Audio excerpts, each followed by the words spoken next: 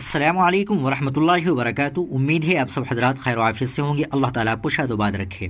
ناظرین کرام، اجمیر شریف درگاہ کے ہندو مندر ہونے کا دعویٰ کرنے والی عرضی کو عدالت نے کیا منظور، جاری کیا نوٹس، یعنی اب عدالت اس معاملے کی مزید سماعت کرے گی۔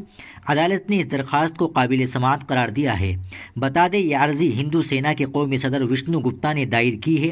اب اس معاملے میں مدعا علیہ کو نوٹس جاری کیا گیا ہے۔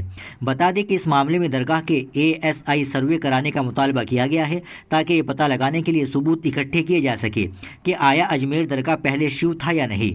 عدالت نے بدھ کو سماعت کے بعد نوٹس جاری کرنے کی ہدایت جاری کی۔ سنبھل میں جامع مسجد کے سروے کے حکم کے بعد وہاں پر ہوئے تشدد کے بعد اب اجمیر درگاہ سے متعلق اس عرضی کا قابل سماعت ہونا کافی اہمیت کا حامل ہے۔ عدالتی حکم کے مطابق اجمیر درگاہ کمیٹی، محکمہ اقلیتی امور اور ASI کو نوٹس جاری کیے جائیں گے۔ ہندو سینا کے قومی صدر وشنو گپتا نے وکالہ رام نواس بشنوئی اور ایشور سنگھ کے ذریعے عدالت میں مقدمہ دائر کیا تھا۔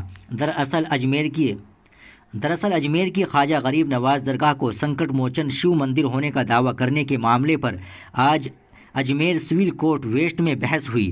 عدالت میں بحث کے دوران وکالہ رام سوروپ بشنوئی اور ایشور سنگھ کی طرف سے بھگوان شیو کے بال سوروپ پر دلائل دیے گئے۔ بتایا گیا کہ درگاہ سے پہلے یہاں شیو مندر تھا، جس کے کئی ثبوت دستاویزات کی شکل میں عدالت میں پیش کیے گئے۔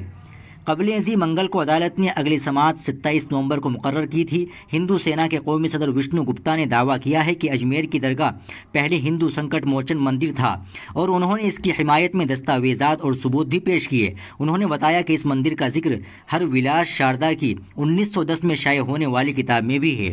ناظرین کرام، آپ اس خبر کے تعلق سے کیا کہنا چاہیں گے؟ کمنٹ باکس میں ضرور بتا دیں۔ ویڈیو کو لائک اور شیئر ضرور کر دیں، چینل کو بھی سبسکرائب کر لیں۔